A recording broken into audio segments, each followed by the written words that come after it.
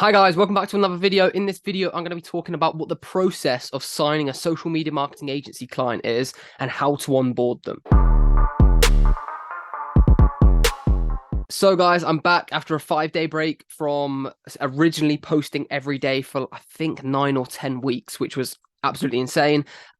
We finally hit 1,000 subscribers, so massively appreciate that, guys. If you're subscribing, if you're not subscribed, please subscribe, because even though we've just had a 5-day break of posting every day, from now for the foreseeable future, I will be posting every single day at 9 a.m. on everything social media marketing, SMMA, digital marketing, Facebook ads, sales funnel creation, sales, the whole shebang, every single day at 9 a.m. on Spotify, Apple Music, YouTube, and you'll find all the links in the description below.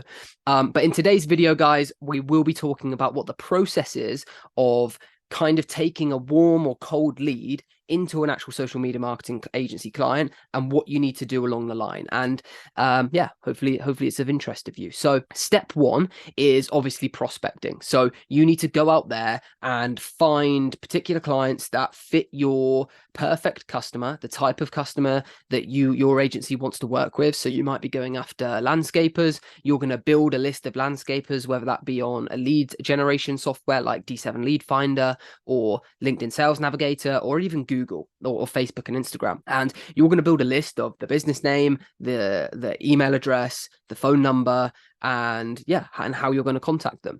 So once you've got that list, you then want to book a meeting. The first aim of any piece of outreach is to get a meeting. So you're not actually going to pitch your services until you're sat down on a meeting. And when I say meeting, that can be a Zoom call, it can be an in-person meeting. As long as you are sat in front of the business owner and you've got their undivided attention, that is perfect. You've got your list that you then want to outreach to them. And when I say outreach, I just mean contact them. Hopefully it will be via a cold call, because you're going to have the best response rate there. But if not, it can be a LinkedIn DM, Instagram DM, even an email if you really have to. But if you're a long subscriber of this channel, you'll know that I think that's kind of a waste of time. You'd be way better off just picking up the phone.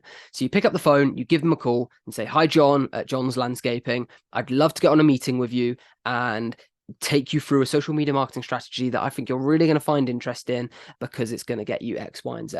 And that's where you show your offer and you use all of your cold calling training to actually close the meeting. And the reason why I say close the meeting is because on that call, you're not pitching your social media marketing services. You're not trying to convince them that Facebook ads are the best thing since sliced bread. To a point, you've obviously got to excite them and kind of educate them if they've never heard of it before, but you're kind of wanting to sell that 30-minute session you're going to have with them in a week's time, where you're going to take them through your strategy and your presentation. And that's where you're going to really convince them to sign a contract. So that's step one, build a list. Step two is contact them. Step three is sit down and have a meeting with them. And that's a very kind of idyllic situation. Like, loads of people ask me, "Harry, how many calls do I need to do in order to sign a client, per individual business?" And it changes every time. Sometimes we've had to have 6, 7, like probably 10 plus calls with someone, and 10 plus contacts, including multiple meetings, multiple phone calls, multiple messages, until that client becomes an actual customer, because different people need different severities of convincing, or they need multiple different touch points or more time to come around to the idea that they're going to invest into marketing. So you might need multiple calls or callbacks with different people to actually get them on a 30-minute meeting. You might get them on a 30-minute meeting after the first cold call, but then you might have to have multiple meetings with different people, or multiple meetings with the same person, in order to convince them to go ahead to the next part of the process, which I'm about to explain. So it's not necessarily as black and white as one phone call, one meeting, one signed client. It might be 4 phone calls, 2 meetings, and a signed client. But you get what I'm trying to say. So once you've got the sales meeting, like I say, you might have to have multiple sales presentations or meetings with different shareholders of the business. We found this, and it actually does you a massive favor. You might think, "Oh, this is really annoying. Like, I just want to get going now. I don't want to have multiple meetings with multiple different people in the business." But if you don't do that, and you don't kind of present your ideas and get everyone who's a decision maker in the business on board, you'll run into problems later down the line when them people are in the ear of the person you convinced, and you could be on the chopping block unless you get everyone on board. So just be patient, make sure you put the time into I don't like to say convince because that sounds a bit scammy, but make sure you put the time into present and build a relationship with every decision maker, not just the person that you might see is the easiest to convince, if that makes sense. However, once you've done your presentation and they've agreed to the price on the call, or even you've done a presentation, you might need to have a follow-up call once you've sent over the information, or once they've gone away to talk to other shareholders and think about your pricing, and they've gone, Harry, you know what? Let's go for it. You've now got kind of that verbal agreement. It's now time to send over the contracts that locks them in. That should be step one. Send them over a contract, outlines the agreement of how long it's for, what your price is, when your start date is, what services are included. They'll sign that for a start date. So say your meeting is on the 17th of December, which is when you get that verbal agreement. And you've agreed on that meeting, right? Let's start in January. That'll give us a time to properly onboard you, get some content over, which I'm going to go into in a second. But we're going to start in January. On the 17th, you need to send the contract over. Get that contract made and sent over on the day of the verbal agreement, because once that's signed, then there's no turning back. If you wait until the start date of the 1st of January, they've then got 14 days to change their mind, because all they've given you is a verbal agreement. They can just say, actually, we've thought about it and we're not going to do it anymore. You want to strike it when their emotions are hottest. You've given the presentation, that they're most excited about the partnership. That's when you deliver the contract to them, get them to sign it for that start date. And then in between the signing of the contract and the start date is when you'll send the invoice. Ideally, you want to send the invoice when you send over the contract and say it needs to be paid by a certain date. A small add-on tip here is you need to explain to the client that's what you're going to do. Don't end the call on the final meeting when you've verbally agreed this is the start date, and then suddenly they get an email in their inbox with a $2,000 invoice and a 10-page contract. You need to explain to them, right, Tim, perfect, would love to get going. I'm super excited. In the next 2 hours, I'm going to send over a contract and an invoice. Please, can you sign it today to lock it in? Otherwise, we might turn away clients that want to work with us because we're working with you. We want you to lock in your space for January. And also, if you can pay the invoice to show a commitment to us, that would be perfect. That way they know it's coming. And that way you don't have that, the awkward stage where they're like, oh, they've not paid. Well, it's because you've not told them to pay. They're ignoring your messages and it's just a whole mess. Be upfront. Say you're going to send it over. Ask them to sign it in a promptly manner. Once they've signed the contract and once they've paid the invoice, that's when you can begin kind of onboarding them and in the typical onboarding sense of gaining access to their ad accounts, getting content off them, having strategy sessions, etc. However, there's no point doing that until the contract's signed and the invoice is paid, because if you do that and then they for somewhat pull out of the deal, or they have second thoughts, they want to postpone it, you're wasting your time onboarding when that onboarding time could be spent on signing a new client that is going to pay you and is going to sign the contract on time. So once they're paid, gain access to all of their assets. Schedule in a 90-minute call with them on Zoom and be like, right, this is the strategy that we're going to go for. Explain the strategy in more detail, and that's where you're going to gain access to their ad accounts. You're going to set up ad accounts if they don't have them, set up their business manager if they don't have them, connect your business manager to their business manager. You're going to get them to WeTransfer over, or give you access to a Google Drive with all of their imagery, all of their videos, all of their content.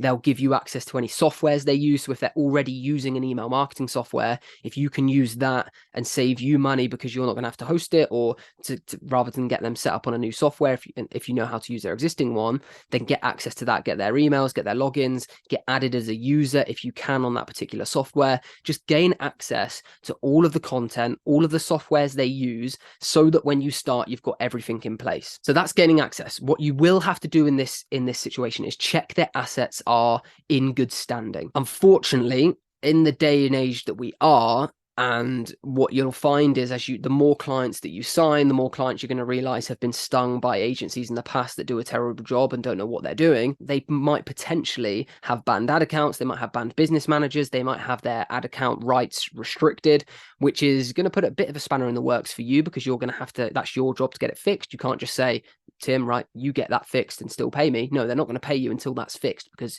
you're not delivering the service that you've charged them for.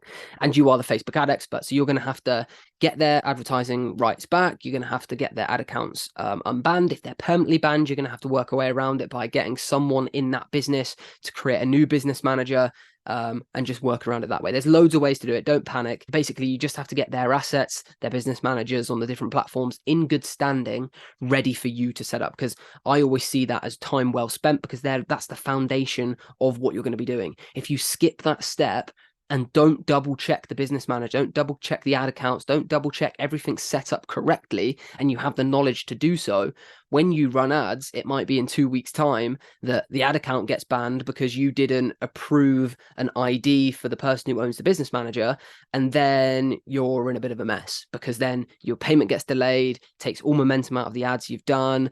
They're annoyed because the campaign's, stopped. It's just a mess. So just save yourself the time, and in that initial onboarding phase, make sure everything's set up correctly. And finally, and I've kind of touched on it there, is booking a strategy session. And this is where you're going to build the offer that they're going to offer. You're going to get content off of them, content ideas off them. You're going to get the whole strategy in place, because even though in the meeting you would have gone through the strategy in terms of how the follow-ups work, how everything works, this is a time to really iron out the details. This is what an ad's going to look like for your offer. This is the offer we're going to run. This is the overall strategy that you're really going to implement is done in that strategy session where you get everything over. Talk them through the types of funnels you're going to make. Now you've got access to a Google Drive with all their imagery. You can be like, right, that's a great image we're going to use on the banner of the site. We're going to put this text over it using the offer that we've just discussed and came up with. You might need to do some product development for some of their services. For example, if you're working with an online coach, their online training program might be a fucking shambles. It might be like the worst thing ever. And using your marketing knowledge, you need to realize what that market or that industry needs. For example, you might work with a personal trainer, online coach, and their online training program is just, the standard nutrition advice and online fitness exercises. And you'll go, well, that market is extremely saturated on ads. How about we add this live Zoom aspect to your training, or we add this community aspect where they get more one-to-one time with you. That's where you're really going to differentiate yourself in the really overcrowded market. And they'll go, oh, great. So that strategy session is also about you. If the industry provides it, obviously for a dentist, you're not going to be able to tell them how to, make their dental services stand out. But for particular industries, you're going to have to use your marketing knowledge and the industry knowledge and, and how businesses are perceived on Facebook, on Instagram, on YouTube, what the market's telling us about that particular industry, and give them advice to potentially even change their product slightly. And believe me, that will massively help you not only create a nice funnel, but also get them better results. And finally, guys, once that's all in place, you're going to go live with all of your ad campaigns. You're going to go live with your funnels. You're going to push traffic to them. You're going to help them convert the leads that come in. You're going to help them fulfill orders. You're going to help them celebrate, an influx of orders and leads and new business coming into their business. And it's going to be super exciting. So hopefully you enjoyed that video, guys. That's kind of a run through from start to finish of how a lead goes to a paying customer with ads, up and running. Hopefully that helped. Hopefully if you're about to sign a client, or you've signed clients in the past that haven't worked out right, this has put a few things into perspective of a correct timeline that you need to follow, even if it's stuff like, not starting the actual asset gathering process until they've signed the contract and until they've paid the invoice. Stuff like that makes a massive difference. It saves you so much time. So yeah, hopefully you enjoyed. If you're new to the channel, please make sure you subscribe. I hope you enjoyed, and we'll see you tomorrow at 9 a.m.